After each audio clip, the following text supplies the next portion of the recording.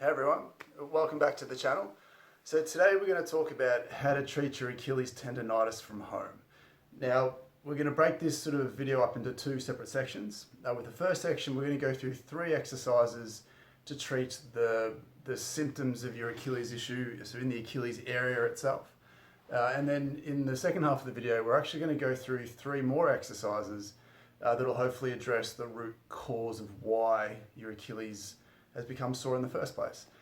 As we always say, we want to make sure that you're not only treating the symptoms, treating the area that's become dysfunctional, but you also have to take a step back and appreciate why that's become dysfunctional in the first place. So we'll touch on that. So if you'd like to hang around to the end of the video, we'll hopefully put those things together to give you a really strong program and platform to make some genuine change and be able to treat your Achilles tendonitis from home. So the first thing that we want to talk about before we dive into it is we want to talk about sort of a quick test and a retest, or a quick an idea or an exercise to understand how your Achilles becomes sore in the first place, and then we'll tie this into the treatment for the Achilles and then the treatment for the cause of that Achilles problem, as I said later on. So the first thing we want to show you is, if you can sort of see this, is when we look at a squat, and when we squat deep as we feel comfortable, what we often see with a lot of Achilles issues is it relates back to what the arch of the foot is doing.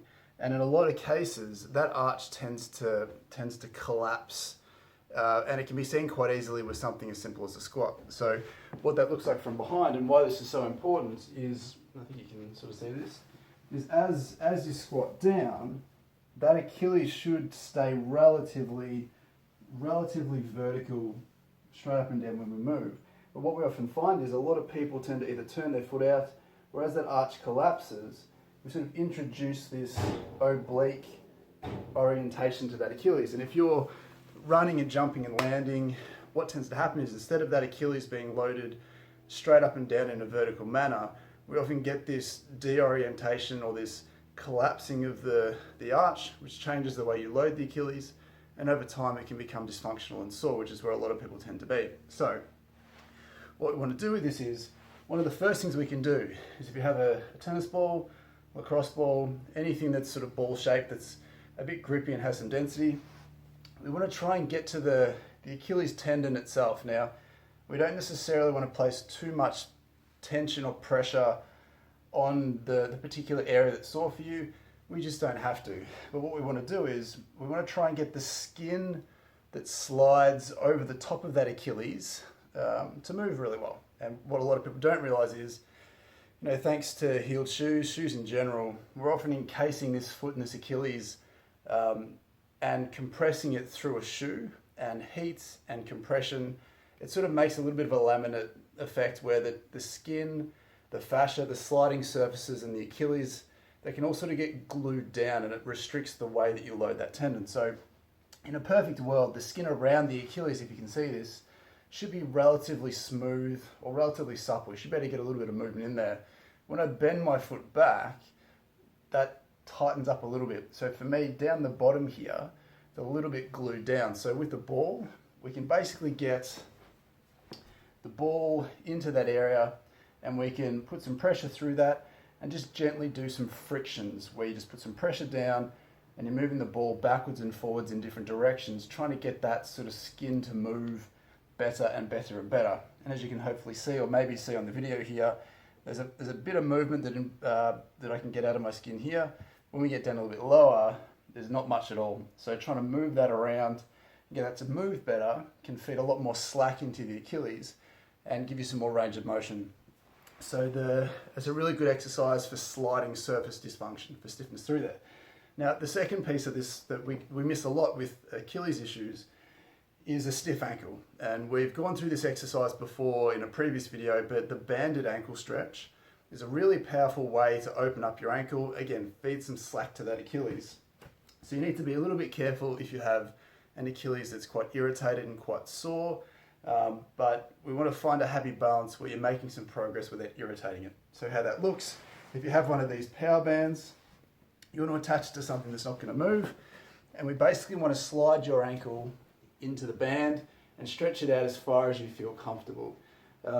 And what we want to look at here is we want the band to be sort of just above the ankle bone. You can put it a little bit lower down if you want to. It doesn't matter too much, but play around with what you feel comfortable with.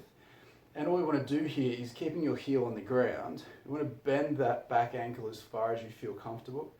Now, one of the keys of this that we want to promote is that if you were to look at me from the front, so imagine that the band's going behind and not to the side here, we want to make sure that when you bend your ankle, that your knee doesn't bend inwards. Now, if your ankle is stiff, your body's going to try and find a way to work around that to get further into your range or to give you greater range to complete your activity.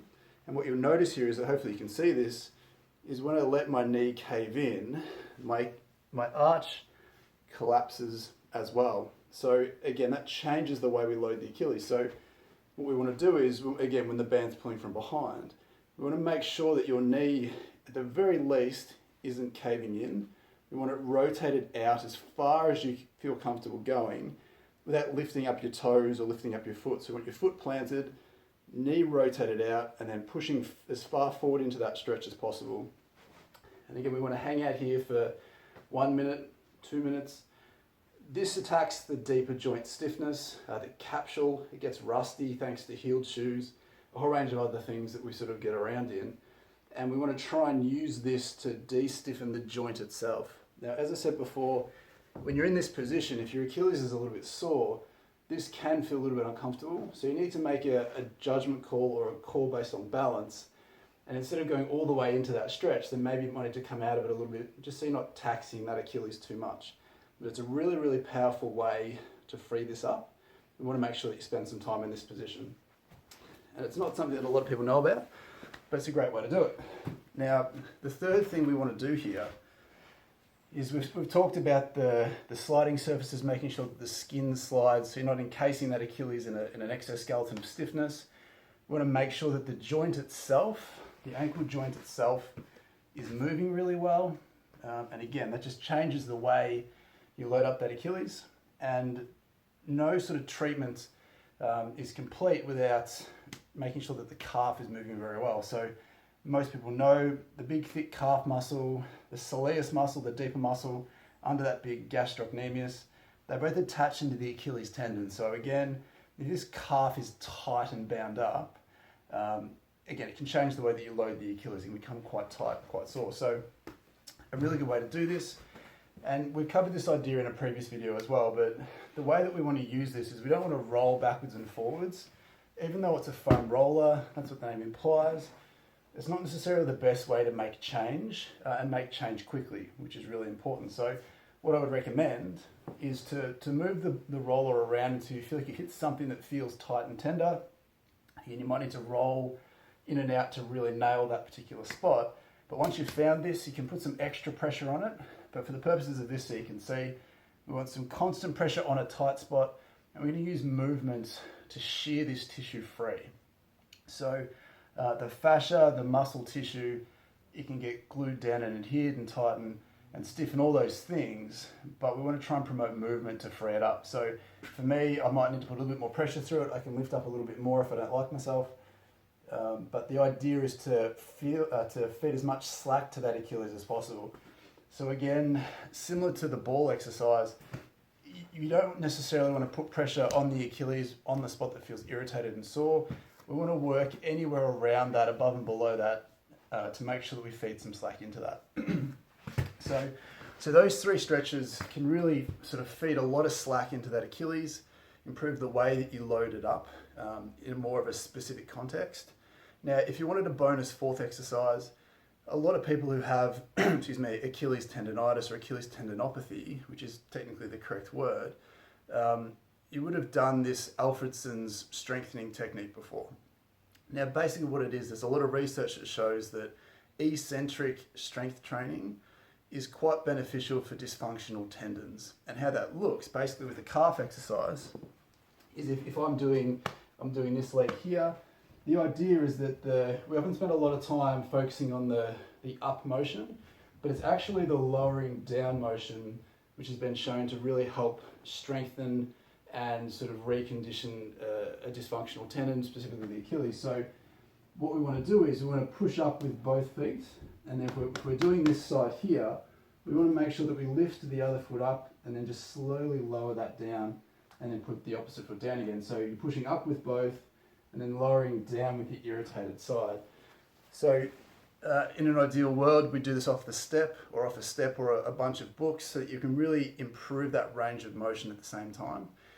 Doing sets, 3 sets of 15 is recommended, and we often say that it doesn't necessarily matter if it hurts to do that exercise because the benefit's there long term, but we always want to make sure we're respecting how it feels.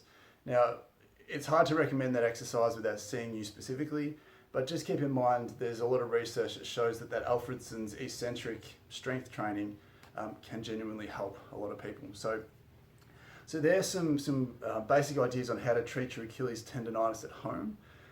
The next step of this, and potentially the more important aspect of this, is we want to show you how to get to the root cause of that tendonitis. So as we showed quickly at the start, often the underlying cause of a tendon dysfunction is the way it's loaded up. And the interesting thing about the body is that your Achilles tendonitis isn't just an Achilles tendonitis issue. It's a problem with your entire leg, and more so the lower half. So we're talking lower back stiffness, we're talking hip tightness, core strength, all these sorts of ideas.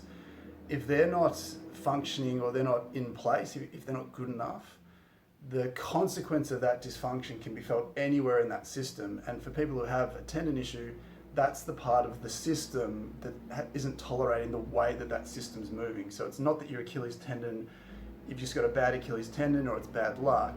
That specific part of your body isn't tolerating the broader mechanical faults that you have. It's just that a lot of them don't stand out until you go looking for them. So when we come back to this squat exercise that we showed before, when we're looking at a deep squat, if your ankle's stiff, we've spoken about how that can get your foot to turn out, it can get your body to work around that position, but the same thing can happen if your hip is stiff. If you can't rotate your hip out, you can only get to here as opposed to being able to get all the way out, then your body's going to hang around in this position more than it should. And if you don't have this hip rotation, again, you're going to be spending more time in this range of motion as opposed to this really stable, strong, well loaded up position. So one of the things we want to do here is we want to go through a rotational stretch, and that can be as simple as crossing one leg over.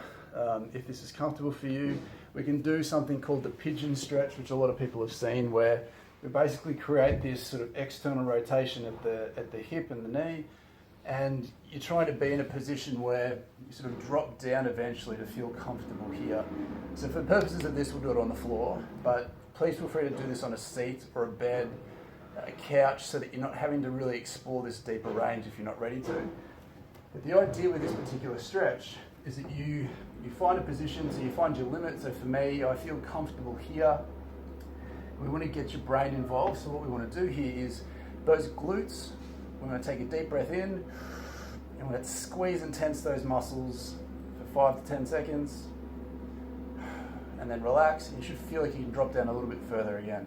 We're going to repeat that, big breath in, squeeze, and hold, and then relax once you've done that. So what that'll do is, and you'll hopefully see this with me, is that in an instant, your ability to get that knee out further than before. So for me, if I squat down, hopefully you'll see that this knee in particular goes out a little bit wider than that one does. So automatically we've put that whole leg in a better position, giving it much more the capacity to function better. Now the second one here is often when we're tight at the front of the hip, that forces the body to work around that restriction. So again, from a previous video, you may remember the couch stretch. It's a horrible stretch, but the idea is that we place that knee in the back corner of something. Obviously a chair or a couch is better. Much like the pigeon stretch, the floor's a lot more brutal. So we want to get into a position where you feel comfortable getting up to here, keeping your back straight. We want to come up as high as you feel comfortable. So we're aiming to free up the front of this thigh, the front of the hip. We want to make sure that we spend some time here. Take a deep breath in, squeeze, tense, and then relax. And then making sure that you hang out here as well. So much like the pigeon stretch and this one and the banded ankle stretch, if you can spend 30 seconds to 2 minutes in this position at these end range shapes trying to free up this tissue, we're going to take some of the handbrakes off that force the Achilles to be loaded differently. So again, please do this on a chair or on a couch so you're not in this deeper range. Obviously as your knee comes up, it just takes off some of the demands on the hip. But again, I do this a lot, so it feels a lot more comfortable for me to do it in this position, and not want to vomit and pass out. So that's the second piece. So freeing up the rotation of the hip, freeing up the stiffness at the front of the hip as well. The third piece that can hopefully help treat the root cause of your Achilles tendonitis from home is we actually want to go and mobilize your back. What a lot of people don't realize is there's a lot of neural connections from your back that go down the back of your leg through your sciatic nerve, through to your calf that supply your Achilles tendon, whether that's in a neural sense or even just mechanically. So if your back is stiff down low, then it can pull a lot of that slack, a lot of that neural tension, all that muscular freedom out of the leg, and it can just change the way that you load up that Achilles tendon. So if you're running around with a greater resting tension, greater resting load, particularly if your legs do something a little bit awkward in terms of the rotation aspects. We want to make sure that we free that up. So again, with the foam roller, what we can do here is we can place it in your lower back. We can spend some time, again, we don't want to roll over it. It's a great time for the garbage truck to come. But the idea here is that we don't want to roll backwards and forwards, much like the calf exercise. We want constant pressure. So if you start at the base of your rib cage, we just want to move it around until you feel like you hit a spot that feels stiff. So for me, it's a little bit stiff here. And then we want to get you to recline back over that as far as you feel comfortable. Now you can have a pillow down here if you want to, but the idea here is that much like the calf exercise, we want to get you to spend some time either rotated to one side or the other, depending on where you feel the restriction is. And we want you to hang out here. So again, take a deep breath, make sure that you feel comfortable and safe, and then once you spend a minute or so here, then just move the roller down a little bit, keep going down until you feel like you hit a spot, until you feel like you hit the next spot. And then we can make sure that you can spend some time here and freeing up those segments. So what this basically means is that not only do we want to address the symptoms, the tenderness, any dysfunction at the Achilles itself, we need to strengthen it, we need to improve the range of motion around that, specifically around that down here. But if we're also not addressing the hip and the lower back aspects of this, then we're potentially missing the cause and the path to curing your Achilles tendonitis. So we just wanted to put that out there. Some of these ideas hopefully make perfect sense. Hopefully there's something new there that you haven't seen before or heard before, or at least the concept of why that Achilles has become a problem. So like always, if you enjoy this content, please do us a favor and subscribe. We want to make sure that these videos reach as many people as possible because they're based off of real conversations that we have with our patients. They're things that work clinically. So as a physical therapist, it's really important that a lot of people know this type of information because it's really simple. You know, you can treat your Achilles tendonitis from home really, really well. You can get a lot of work done. So again, if you like the video, please click like so that other people can find it. And then until next time, we'll see you soon.